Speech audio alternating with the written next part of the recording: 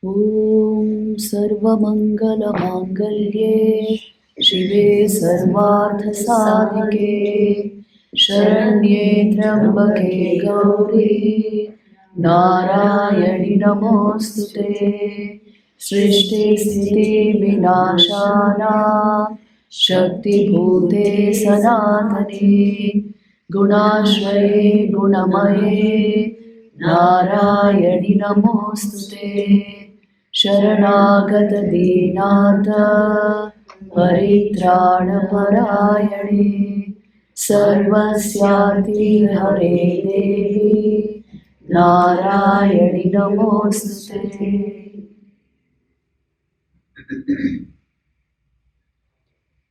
We are going to study the story of the Chandi and see how it applies, how much it applies to our inner life. And Chandi is also called Devi Mahatmyam, the glory of the Divine Mother. It is also called Durga Saptashati, 700 verses on Mother Durga. It comes from the Markandeya Puran. And it is simply wonderful, very powerful text, because it is in a way, you see, the very essence of the Divine Mother. It is itself called Chandi. She is Chandi and the book on her is called Chandi. And this work, you can actually use it to overcome any problem in life. It is so powerful because I don't know if any of you chant the Devi Kavach. Devi Kavach is like a huge armor put around you, physically, mentally.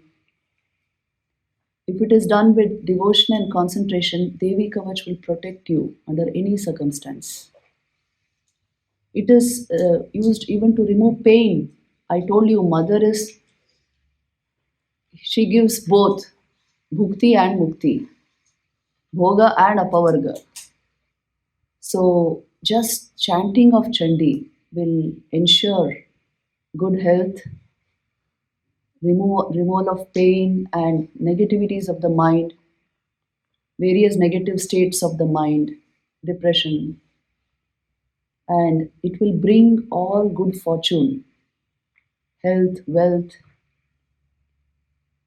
peace of mind, happiness, and good relationships. That is why it is to be chanted like that, with that devotion. It is, describing the nature of the Divine Mother of the universe and how she saved the gods many times. And there are many chapters in this work. Some of them are stutis, praises on the Divine Mother. And then finally you have the Falastuti also, the result of this chanting, and then how to chant and how to worship the Mother using this. All this we will briefly go through. But first of all, let me tell you the story of the Chandi. So, see, don't consider this a mythological story. I want to tell you this because some historians will take that kind of view, that it's a myth. One very interesting philosopher has said this, that a myth also is not what never happened. It is what ever happens. It is a symbolic representation of a happening in our everyday life. And so you must not think that it is a mythological story. Maybe it happened at some time and then authors have added to it. Don't think of all that at all. It's a very powerful work on the Divine Mother. And if you look at it like that, see all these asuras who are described here. Well, they are not dead and gone. Okay. There are people in society who actually behave like that. So the negativities of life, how to handle that, how to invoke and awaken the Devi within ourselves, and how to face these situations, and how to please the Mother Goddess, the Divine Mother of the universe, and all the how to bring our emotional life into in alignment with this philosophy, how to develop devotion. So all this you can learn in a wonderful way from the book. And when you keep dwelling on her, na, see we do parayana, which means chanting of this. There is an interesting video on YouTube, Neuroscience of Chanting. When you do chanting of something, what happens is you are actually conditioning a whole lot of very positive, important ideas into your mind again and again. Training of mind will automatically be done by this chanting. The training that you require for Brahma Vidya and all that, automatically it happens. Why? The mind actually requires this kind of training rather than just information input. It requires training, repetition. And when you repeat a holy text like this, it removes all obstacles. I told you the only ignorance, the nature of ignorance is it creates obstacles on the path to Brahman. Brahman is ever present, but I am not seeing it. So it removes those obstacles. This is actually a remover of obstacles, this work. Any obstacle you face, even in our material life, Mother will help us out of it. So treat the Chandi like that. Use it like that. And the Devi Kavach is very powerful. The four stutis. I will go into some of that, but I really don't know how much we can do in the course of this retreat. But briefly, I will go into that. All these are very, very good for chanting, and it must be done whenever you can. It is even in the Falastuti, it will come. It will save you from all the negativities of life and give you a very beautiful experience of life. Real Vivek comes when you are able to discern two sides. Out of depression, nobody develops Vivek. Okay. If you see only the negative, real Vivek will not develop. See life as it is, the positive and the negative, and discern its nature, and it will take you beyond that level. So this is a marvelous text, a very sacred text. For Shaktas, this is the ultimate thing, the Chandi. So the story of the Chandi, I'll tell it to you briefly before we go into some portions of it. See, this actually four stories are intertwined in this work. The first, each of it speaks of how the mother saved the gods from those situations. The mother of the universe. So the first story is the Madhukaitab story. So there are these two demons who are um, who only believe in power, who only believe in supremacy of, like they have to conquer the gods. So they even make an attempt to eat up Brahmaji, not Brahman, Brahma, the creator god of Hinduism. Yes, he is. See, the symbolism is he sits on the navel of Lord Vishnu. Now Vishnu is in Yoga Nidra, and Brahmaji sees that these two demons are coming to actually engulf him. Yes, they are coming to destroy him, and then he appeals to the Devi, to Mother, and with her help, Vishnu destroys these two demons. That is the Madhu Kaitab story. Now you see these demons, Madhu and Kaitab, the nature of their tendency is to destroy creation. Uh, these things, don't think they belong to these two demons. It can be in the subconscious of many minds. And I was recently in Hiroshima, and if you even visit that Austrian concentration camp, Auschwitz, you will see the destructive tendency of the human mind. We don't think of the effects of certain things. And we are just the state of anger or resentment or revenge, vengeance, whatever is there, that just goes out and destroys. So these two demons actually embody that state. And Vishnu is embodies our buddhi, our higher intelligence, and that is not working because he is in yoga nidra. That is the story. Hmm?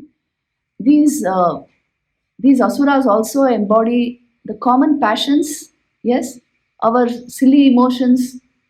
Sometimes our emotions hijack our intelligence, isn't it? And that's what is happening. Our emotions hijack our intelligence, and they become so big in our lives, and they make our identity so big, our ego so big, that we are not able to see things proportionately, and we are not able to find solutions because the buddhi is not working. Then what do we do? What to do? That is when you invoke your vitality, your vital energies, to destroy these base passions, to destroy Madhukaitab. So Vishnu, then when Brahmaji appeals to mother, and through her power, Vishnu destroys these two demons. Demons. That's the story. So this happens many times. Please see in our own lives. Okay, so Madhukaitab are not mythological characters. They are there in the human subconscious and unconscious, and driven by passion and greed and anger. Whenever we hijack our intelligence and we are forcing our way into our demands, whatever we want, that is when it is required to remember the story. This is how problems come into our lives. Mm. Many times, if you see, we are the starting point of many problems in our lives.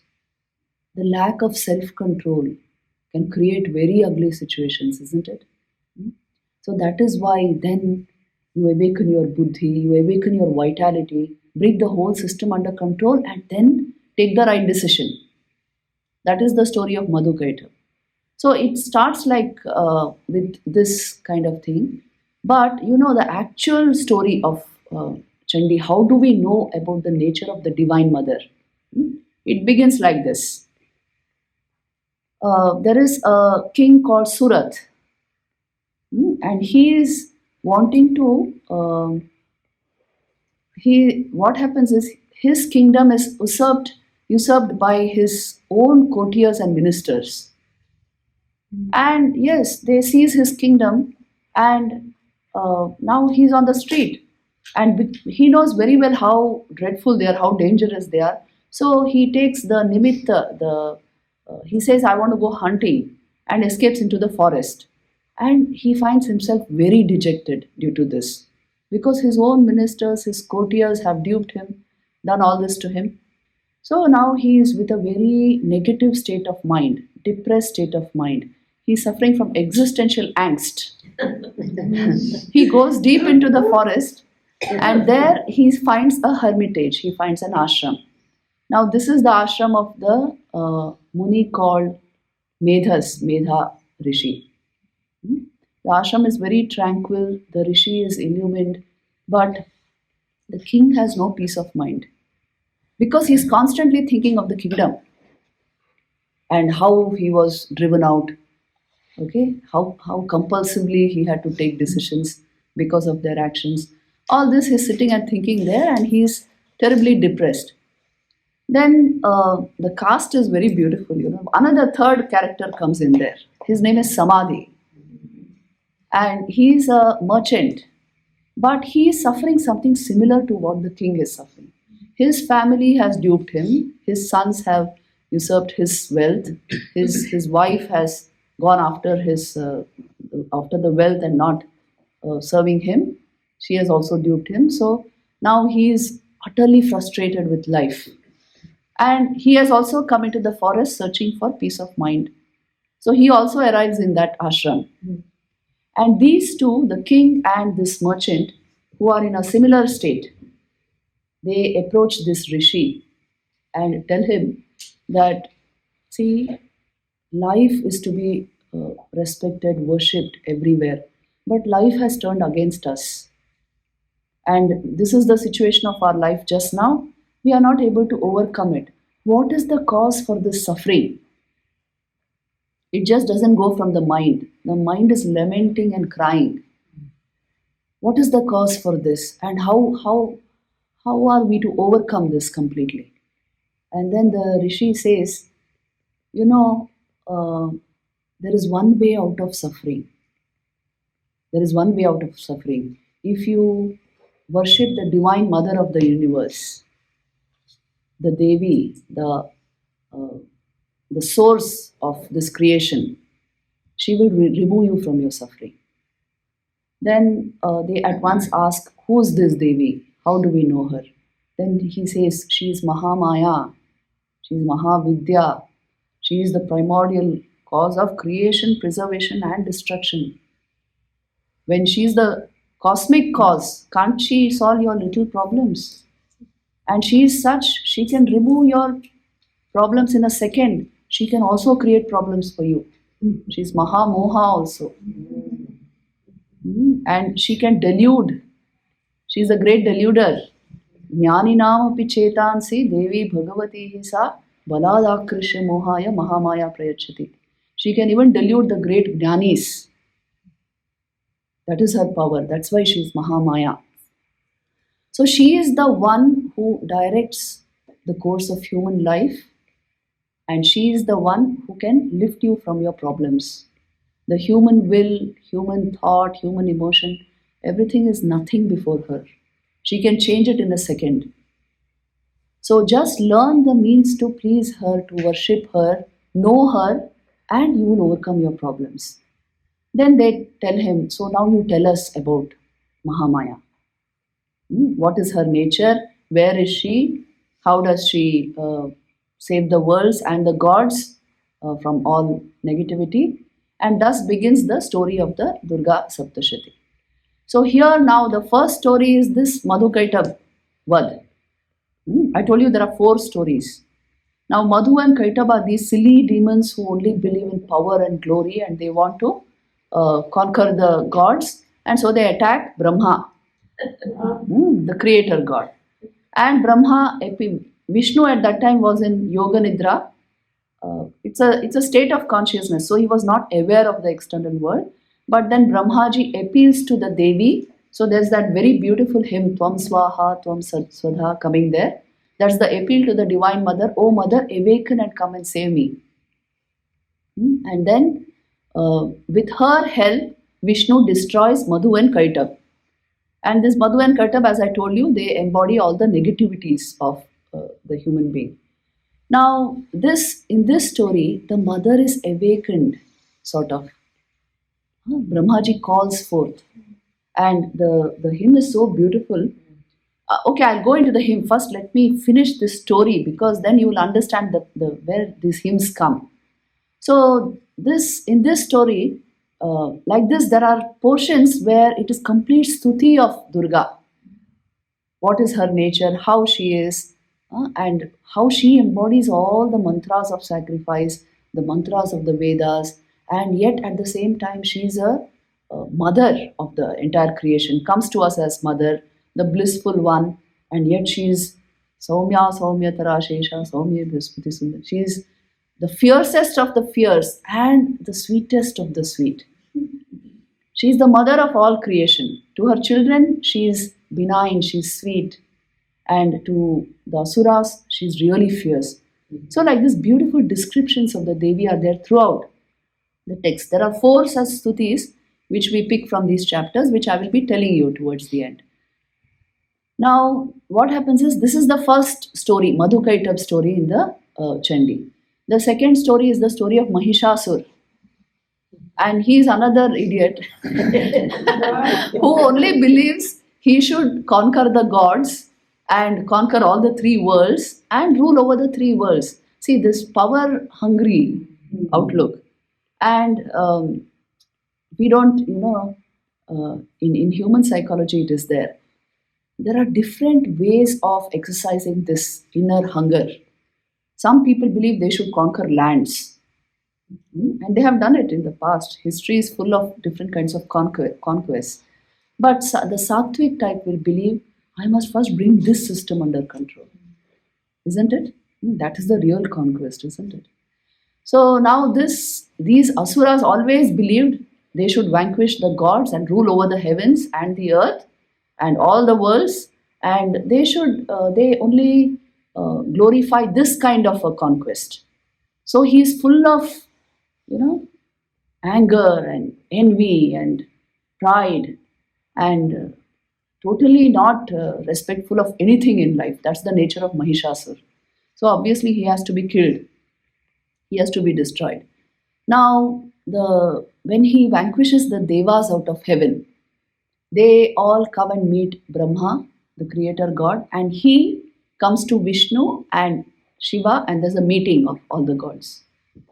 And they tell him, they exchange views that what do we do in this situation? This Asura has become so powerful, we have no place in heaven. And then it seems the faces of Vishnu, Shiva, Brahma, they all became angry. And out of that fury, a light emanated from their faces. All the gods, they are standing in a circle, and from their tej, their energy, it emanated like a great effulgence of light in front of them, and it became so huge. It became huge and took the form of a Devi, of the mother goddess. So she is the embodiment of the energy of all the gods. She is their energy. And that is how Mother Durga came into being. Who is Durga? Durgati Pariharini, one who removes Durgati,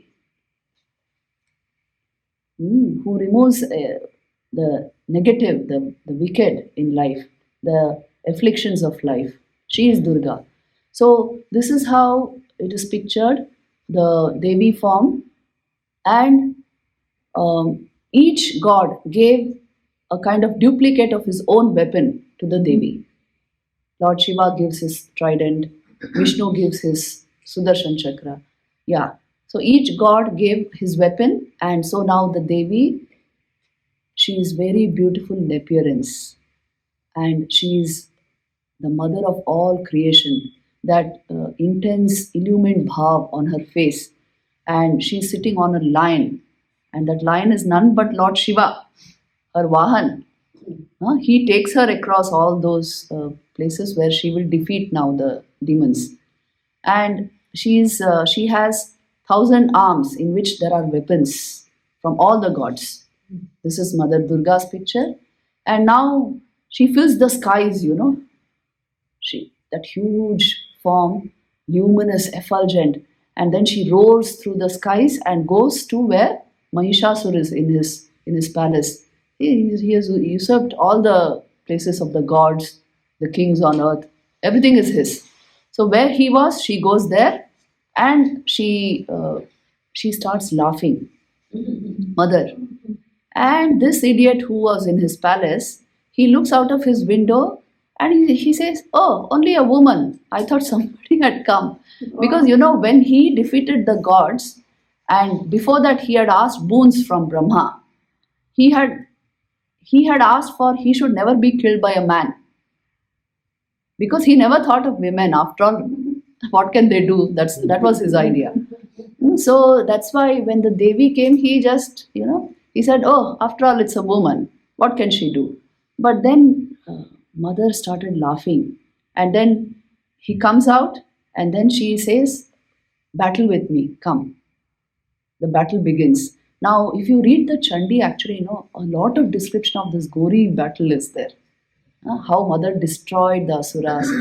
See, I told you the Asuras are not just outside. They are also inside us. When you invoke vital energy, when you awaken her within you, this delusion within us will go. The negativities in our own heart will go. That is why again and again these descriptions have come. I told you what Mahishasur actually symbolizes: the envy, hatred, pride, and overambition in a human being. All this is Mahishasur. So then there is this battle between Mahishasur and the Devi, and finally Mahishasur takes different forms. That's why he's Mahishasura. He takes the form of different animals. The Asura mind will do that, that animalistic tendencies are so strong. Sometimes he comes like a lion, sometimes like an elephant, sometimes like a buffalo, a serpent, takes various forms. Again, he comes back to the form of the buffalo, and then it is said that mother pins him down. And now he comes out of that buffalo form. So he's half outside and half of him is still the buffalo. And mother pierces a spear into his sides and then cuts off his head with her sword. So that is the common, yes, image which you worship, isn't it? Huh? Mahishasur, and how the Devi kills him. I saw in some of the pandals in India, they make Mahishasur very well. Sometimes the Devi, the bhav on the Devi is not very good, but many times they make it very well, no doubt. But sometimes this happens. See, actually in sculpture and all this, what is within you will come out. Even in any art form, the artist does this. And do you know how a sculpture sculpts an image? It's so interesting. He already has a picture in his mind, very clear, very beautiful. He only chips off from the stone or clay what is not in his mind. That portion he chips off. So that's how the sculpture is created. So it has to be in the mind to come out like that. So, of course, there are very many beautiful images of Mother Durga everywhere. It is done with a lot of devotion. I want to tell you this. So, most of the times it comes out very beautifully. And those huge pandals are so inspiring actually. Everywhere it's Mother's name going on and her stuti. And it's really worth watching that in Bengal. If you go there during Durga Puja, you must watch. Go around every few feet there will be a pandal, and the entire community there they contribute to the puja, to the making of that, and they do it very beautifully. So this is the picture of Mahishasur Mardini, and you know that the hymn on mother also, Mahishasur Mardini Stotra, Shankaracharya's. So this is the most popular picture of Mother Durga that you get, because it was a terrible battle between Mahishasur and Mother, but Mother, just like with a smile on her face, she killed the Asura. That is the power of the Devi. If you invoke your inner vitality, it will destroy the negativities of life. Many people, they don't do this. They sleep through life. What happens is when the vitality becomes lowered, that is when the negativities attack us, physical and mental. If the vitality in the body is low, all kinds of microbes will attack it, isn't it? Hmm. So also mentally, if the vitality is less, negativities can come up. Hmm. So that is why the solution to all this. That is the whole story of the Chandi actually. And then the Devas sing this very beautiful Shakradaya Stuti is there. The Indra and all the other gods. That is also very beautiful, how they praise Mother, what is her nature and how she is. I told you that each of the hymns, the first hymn has beautiful ideas on how Mother is the creator, preserver, destroyer of the universe, and how she can change anything. Visrishtau srishti rupa tvam sthiti rupa cha padane तथा समृद्धि रूपांते जगतो से जगन्मये महाविद्या महामाया महामेधा महास्मृति महामोहा च भवति महादेवी महासुरी प्रकृतिस्त्वं हि सर्वस्य गुणत्रय विभाविनी कालरात्रिर् महारात्रिर् मोहरात्रिश्च दारुणा. She is all this. And the second hymn, Shakradikrita Devi Stuti, this is telling you very beautifully the nature of the Divine Mother. So a little bit of these hymns, you should actually hear how powerful they are. Let me chant a little bit of this. I'll tell you in which chapter. Do you have the Chandi in your hands? Yes. Hmm?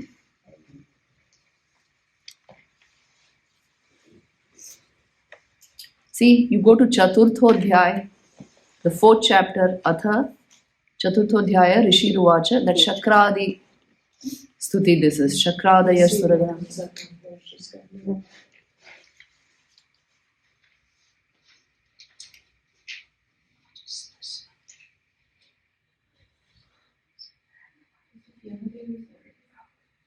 Yeah, we'll go there next. This is the fourth chapter I'm talking about. Shakradaya Suragana Nihateti Virye Tasmin Duratmani Surari Bale Cha Devya Tam Tushtuvu Pranati Namra Shirodharam Sa Vagdi Praharsha Pulakotkamacharu Dehaha Devyaya Tatamidam Jagadatma Shaktya Nishesha Devagana Shakti Samuha Murtya Tamambika Makhila Deva Maharshi Puja Bhaktyanataasma Vidadhatu Shubhani Sanaha Yasya Prabhavamatulam Bhagavanananto Brahma Harascha Nahi Vaktumalam Balam Cha Sa Chandika Khila Jagat Paripalanaya Nashaya Cha Shubhabayasya Matim Karotu Ya Shri Swayam Sukrutinam Bhavaneshwa Lakshmi Papatmanam Kritadhyam Hridayeshu Buddhihi Shraddha Satam Kulajana Prabhavasya Lajja Tam Tvam Natasma Paripalaya Devi Vishwam Kim Varnayam Tavarupamachintyametat Kim Chati Viryamasurakshayakari Bhuri Kim Chahaveshu Charitani Tavatiyani Sarveshu Deva Suradeva Ganadikeshu. See, the Rishi is chanting when the most valiant but evil-natured Mahishasur and the army of that foe of the Devas were destroyed by the Devi, Indra and the hosts of Devas uttered their words of praise, their necks and shoulders reverently bent, and bodies rendered beautiful with horripilation and exaltation. And what did they say? To that Ambika, who is worthy of worship by all devas and sages, and pervades this world by her power, and who is the embodiment of the entire powers of all the hosts of devas, we bow in devotion. May she grant us auspicious things. May Chandika, whose incomparable greatness and power Bhagavan Vishnu, Brahma, and Hara are unable to describe, bestow her mind on protecting the entire world and on destroying the fear of evil. O Devi, we bow before you, who are yourself good fortune in the dwellings of the virtuous and ill fortune in those of the vicious, intelligence in the hearts of the learned, faith in the hearts of the good, and modesty in the hearts of the high-born. May you protect the universe. O Devi, how can we describe your inconceivable form or your abundant, surpassing valor that destroys the asuras or your wonderful feats displayed in battles among all the hosts of gods, asuras, and others? See how beautiful the stuti is. Like this, there are four, and this is still not complete. It goes on. You are the origin of all the worlds. Though you are possessed of the three gunas, you are not known to have any of their attendant defects. You are incomprehensible even to Vishnu, Shiva, and others. You are the resort of all. This entire world is composed of an infinitesimal portion of yourself. You are verily the supreme primordial Prakriti untransformed. Yes. So like this, the hymns are very, very beautiful. We will focus on the hymns a little more towards the end of this story. So this is Mahishasur Vad, the story of that. Now what happens is the Devi grants them what they needed and then she disappears. Now the third story starts. This is the story of Shumbha and Nishumbha. They are the real villains of this Chandi. And they have two servants called Chanda and Munda. So now first the Devi is going to destroy Chanda and Munda and then Shumbha and Nishumbha. So these are the four stories actually. So the destruction of Chanda and Munda, it happens like this. Now what happens is after the death of Mahishasur, long after that, these two other characters, Shumbha and Nishumbha, come into power. And they do the same thing. They drive away the gods from the heavens and they usurp the throne of Indra, and they are taking all the devotion, all the oblations which are offered for the gods to themselves, and they declare themselves to be the rulers of the universe.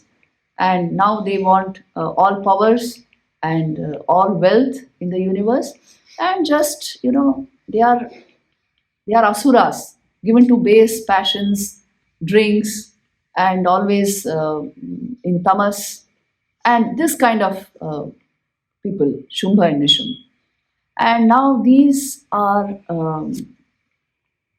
also another thing about them is they have these two servants called Chanda and Munda who are very powerful. Now these are very powerful kind of asuras. Their power also is spoken of, that they were invincible except in front of the Devi. Such is their prowess. And they are, each one is a calamity par excellence. Each one is bringing so much of distress to people. So now when they come into power, what happens is all the gods who have fled from heaven, they again call upon the Devi. They again request her to come and bring some justice into the world, because these asuras have become very powerful. And that is where you have that third important hymn, Namo Devyai Mahadevi. You see, chapter 5. If you go to chapter 5, the 8th mantra, Deva Uchuhu, Namo Devyai Mahadevyai Shivayai Satatam Namaha, Nama Prakrityai Bhadrayai Niyata Pranata Smata, Raudrayai Namo Nityayai Gauryai Dhatre Namo Namaha, Jyotsnayai Chendurupinyai Sukhayai Satatam Namaha, Kalyanai Pranata Vridhai Siddhai Kurmo Namo Namaha, Nairitye Bhuvritam Lakshmai Sharvanyai Namo Namaha, Durgayai Durgaparayai Sarayai Sarvakarinyai Khyate Tatheva Krishnayai Dhumrayai Satatam Namaha. Like this it goes. How are they calling upon Mother? The Devas said, it is mantra 8, verse number 8. Salutation to the Devi. So the gods go to Himavat, the mountain where Mother is. And then they praise her like this. Salutation to the Devi, to the Mahadevi. Salutation always to her who is ever auspicious. Salutation to her who is the primordial cause and sustaining power. With attention we have made obeisance to her. Salutation to her who is terrible, to her who is eternal. Salutation to Gauri, the supporter of the universe. Salutation always to her who is of the form of the moon and moonlight and happiness itself. She is so beautiful, the Divine Mother. We bow to her who is welfare. We make salutations to her who is prosperity and success. Salutation to the consort of Shiva, who is herself the good fortune as well as misfortune of kings. Salutation always to Durga, who takes one across difficulties, who is essence, the essence of things, who is the author of everything, who is knowledge of discrimination, and who is blue-black as also smoke-like in complexion. See, Mother changes her complexion. Yeah, she has to do that when facing the asuras. And you will see here she even drinks that soma ras because she has to get intoxicated to be able to kill her own creation. Na? She's going to kill these asuras that way. So all this is described in the Devi. And see, this nature also is there. Ati Saumya Tirodraye Natastasye Namo Namaha Namo Jagat Pratishthayai. So she has this combination of, she's Ati Rudra and Saumya. She's fierce. And she appears so fierce to the asuras. And yet she's Saumya, sweeter and than the sweetest. So this is her nature. And so she's the support of the whole world. Our salutations to her again and again. And then here is outlined very beautifully her nature in all human beings. In all beings. You see how beautiful this is. Yeah, I think you know these stutis. Ati Saumya Tirodraye Natastasye Namo Namaha Namo Jagat Pratishthayai Devyai Krite Namo Namaha Ya Devi Sarva Bhuteshu Vishnu Mayeti Shabdita Namastasyai Namastasyai Namastasyai Namo Namaha Ya Devi Sarvabhuteshu Chetanetya Bhidiyate. Namastasyai, Namastasyai, Namastasyai Namo Namaha. What? See, she who dwells as Chetana in all beings, the Chaitanya within us, as consciousness. I bow down to that Devi. Again and again. Then Ya Devi Sarvabhuteshu Buddhi Rupena Samsthita. See, look at that chart. That's why I didn't erase that. She is all that there is. She is the Buddhi in all beings. And to her, Namastasyai, Namastasyai, Namastasyai, Namo Namaha. I bow down again and again. Ya Devi Sarvabhuteshu Nidra Rupena Samsthita. She who sleep, the vritti of without content in all minds. She is that. Again, like this it goes on. You see, Kshudha Rupena Samsthita, Chaya Rupena Samsthita. She is the feel of hunger in all beings. She is Chaya, shade in all beings. She is Shakti, Ya Devi Sarvabhuteshu Shakti Rupena Samsthita, the energy in all beings. She is Trishna. She is Kshama, Kshanti. She is Jati. She is Lajja. She is Shanti. She is Shraddha. She is Kanti. She is Lakshmi. She is Vritti. She is Smriti. She is Daya.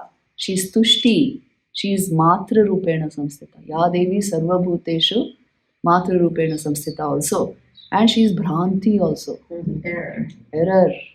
Misconceptions. Ya Devi Sarvabhuteshu Bhranti Rupena Samsthita. Namastasyai, Namastasyai, Namastasyai Namo Namaha. In these ways they praise Mother. And then you see, this is also very beautiful. Indriyanam Adhishtatri. She is the ruler over the Indriyas. Bhutanam Chakhileshu Ya. Of all beings. Bhuteshu Satatam Tasyai Vyapti Devye Namo Namaha. The all-pervading one. Chitirupena Ya Kritsnam Etad Vyapya Sthita Jagat. And she actually pervades all planes of existence as Chit, as Chaitanya. She herself is Brahman. Namastasya, Namastasya, Namastasya, Namo Namaha. See how beautiful it is. Her entire description is here. So in this manner, the Devas invoked the Ishwari, the mother of the three worlds, and requested her to free them from the torments of these asuras. So one of her names is Tara. Tara means jo taran karti hai. She liberates you. Yeah, the destroyer of your afflictions and ignorance. So what is Mother Kali in Dakshineshwar called? Bhavatarini, one who removes the afflictions of this world. So she is actually the remover of afflictions. Yes. And then having been praised thus, what happens? Mother Parvati comes there. Now see how she will answer the prayers of the gods. And then Mother Parvati comes there, and then an auspicious goddess called Kaushiki springs from Mother Parvati's body. She is born of that body. Because she is born from one of the koshas of Parvati, she is called Kaushiki. And now this, she is nothing but Ambika. She is the same mother goddess. She will fight against the hordes of Shumbha and Nishumbha.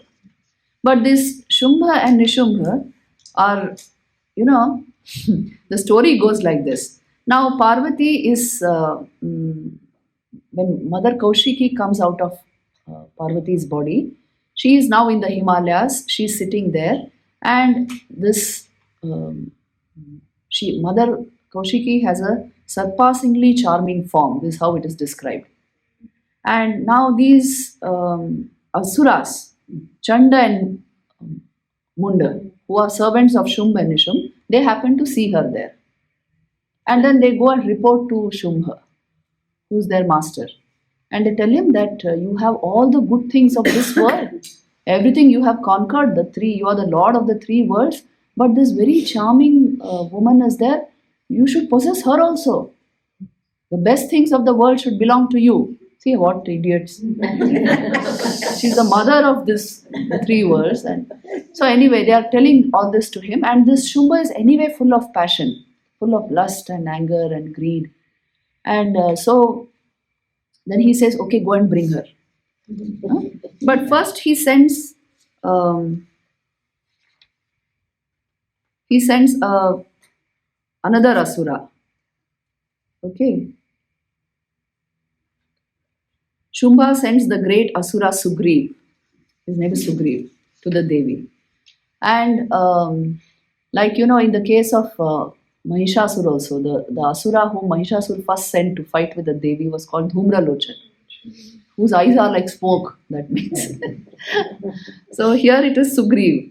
They send this asura first, and it is said that this asura tries to convince the Devi to come in a very respectable manner to Shumba and Nishur. And the Devi plays with him. She says that, long back I made a vow that only one who defeats me in battle, I will marry him. I will have him for my husband. So let him defeat me in battle, and I'm ready to do what you say. And then he gets so puzzled and angered that he discourages her. He says, even the gods cannot stand before Shumba and Nishum. What are you talking of? Before they do something disrespectful like pulling you with the hair and all that, you please come. And then mother says, but what to do? My ill-considered woe. I have to. So she plays like that with them. And the story goes that he goes back very angry and tells Shumba that she's not the one who will come easily. And so now Shumba gets up from his seat and sends this Chanda and Munda first. So go and bring the Devi by any means, okay? And bind her and bring her to me, and we will see. Now, this Chanda and Munda are actually described as Pashu, animal propensities they have. So when they come with their hordes, a whole huge army, it's all described here, 60,000 asuras, all laden with weapons and fears and with asuric tendencies. When they all come before the Divine Mother, how she battles with them. Like that Dhumralochan, she destroys with just Humkar. Like that mother, and here it is also described, mother takes various forms. Mother takes various forms. See, first this Dhumralochan is sent, and he is destroyed by mother just in a second, just with whom. And then the other asuras start throwing arrows and javelins and axes at mother and come to fight with her. And mother Kaushiki, first what happens is the lion jumps on them and destroys the entire army, and with mother also fighting. And then the entire army, the first set which was sent, is destroyed. Now when they come back and report to Shumba, he cannot believe this, that what is this happening? So he sends huge army once again, all these families of asuras are described here. Each more terrible than the previous one. All this kind of very asuric forces are sent against her. So all those gory descriptions in the battle, where mother takes various fierce forms also. And she replicates herself into different forms. Like that Devi who's like Vishnu becomes Vaishnavi, and Brahmani and Varahi. All these are nothing but the forms of the mother. But she takes all these forms, and with those respective weapons she kills these asuras. So all these descriptions are there. How she killed Chanda and Munda also. So there she takes the form of Mother Kali, the fiercest form, which actually towers up to the skies. The description is like that. And she looks so fierce and dreadful, with fearful teeth and gleaming with, and she drinks up the blood of the asuras and strikes them, and all this description is there. And then Kali actually destroys Chanda and Munda completely and brings their heads to Chandika, and says, that, see, I have brought these animal offerings from the yajna of the battlefield. And then Mother Chandika, she smiles, she's Kaushiki, Mother Durga. She smiles and says, because you have brought me both Chanda and Munda, you will be called Chamunda. So this is Chamundeshwari Devi.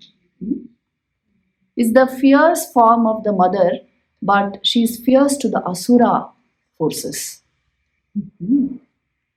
And then after the death of Chanda and Munda, these two come, Shumb and Nishumb. So again the battle begins. And all kinds of Asuras, see, Kalakas, Daurridas, Mauryas, Kalekayas, all these are sent into the battle. Very ferocious battle ensures.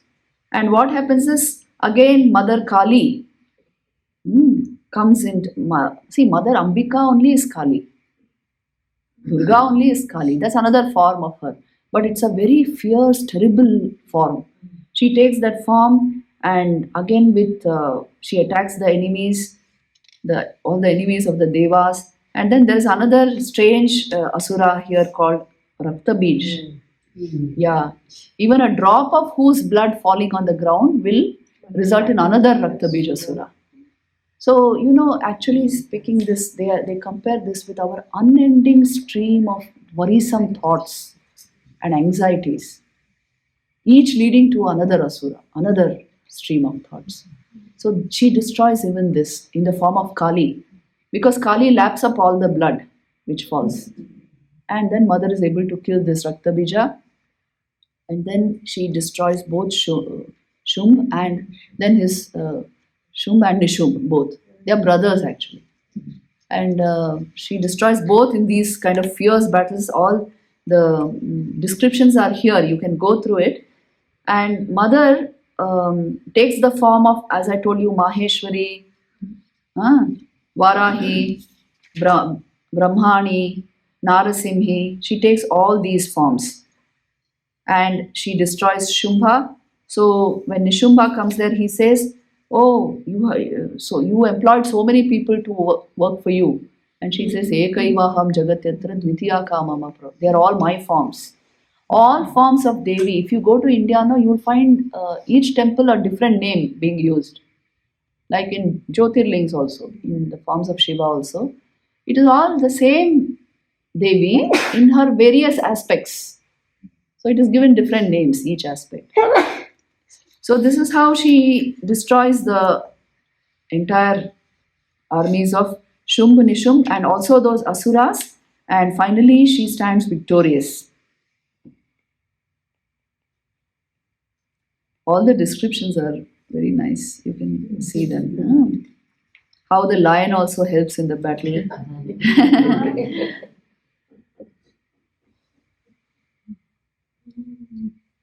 So then the Devi, laughing aloud, severed the head of Nishumbha, who issued forth with her sword. Thereupon he fell on the ground, and the lion then devoured those Asuras whose necks he had crushed with his fierce teeth, and Kali and Shivaduti devoured others. Some great Asuras perished, being pierced through the spear of Kaumari. See, this is how the entire battle took place, and all of them were destroyed. So first actually Nishumbha was destroyed and then Shumbha, according to the text. So all these exploits of the mother, what did they result in finally? They resulted in the victory of the gods and the destruction of the evil forces in all the worlds. So then all the gods came together and they were so pleased, they were ecstatic.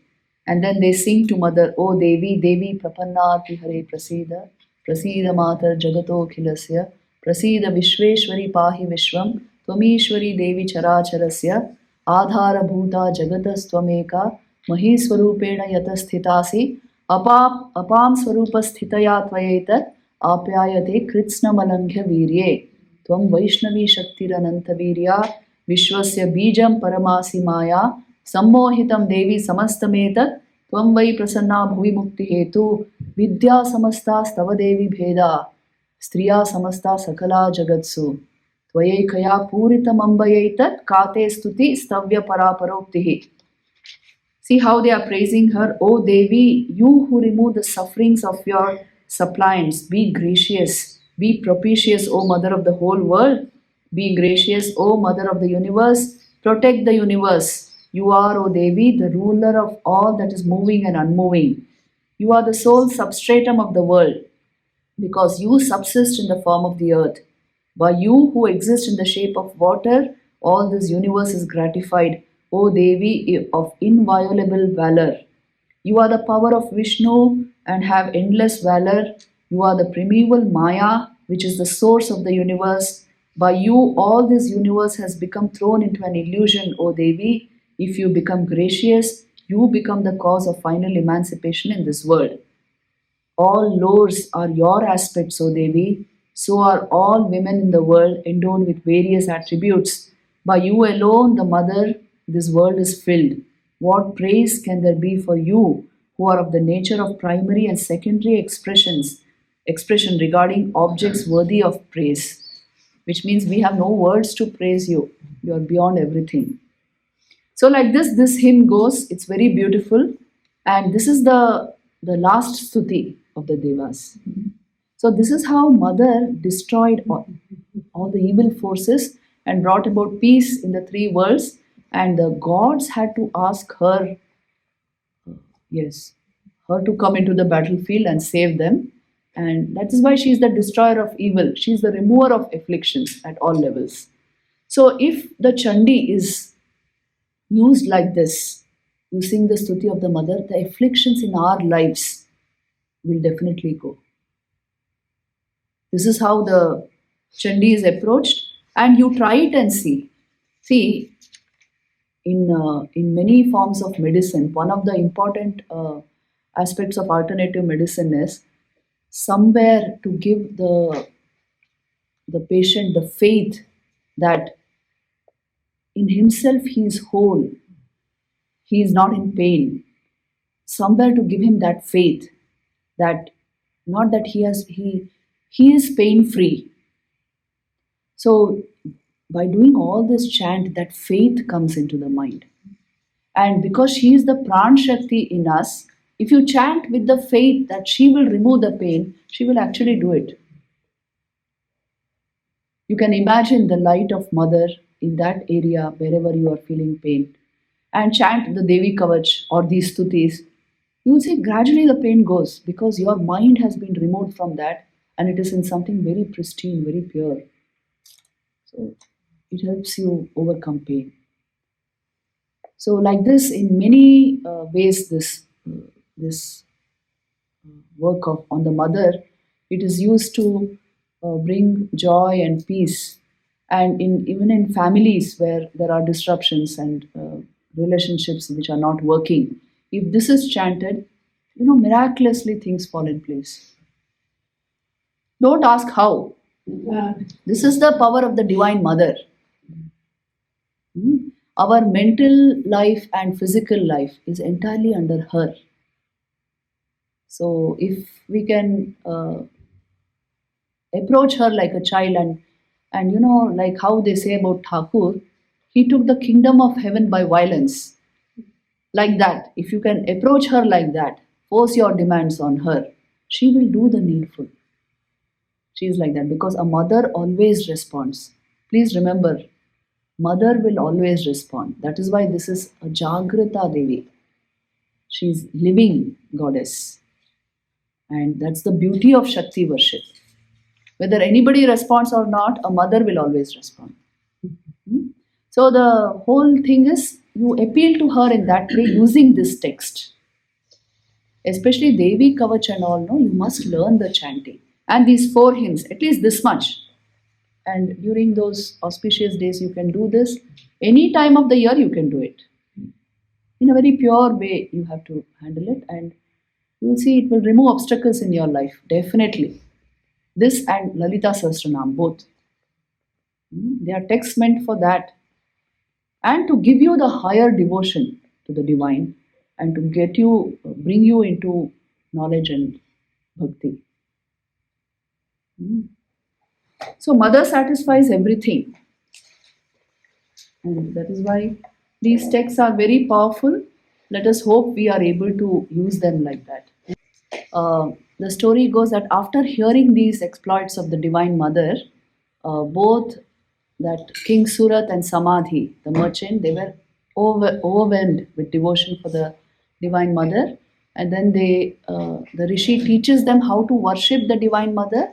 So for a period of time, they do penance and the worship of the Divine Mother and the chanting of the Chandi. They do all this, and as a result of which, the Divine Mother appears before them and gives them the boons they want. So the king was always thinking of his kingdom, na? So he goes back to become the king. And the merchant Samadhi had progressed enough to understand that the relative plane of existence is, after all, not the final thing. So he moves towards liberation, towards emancipation. He gets the higher knowledge by the grace of the Divine Mother. But again, she is responsible. That is why she is responsible for all welfare here and for the liberation of the soul.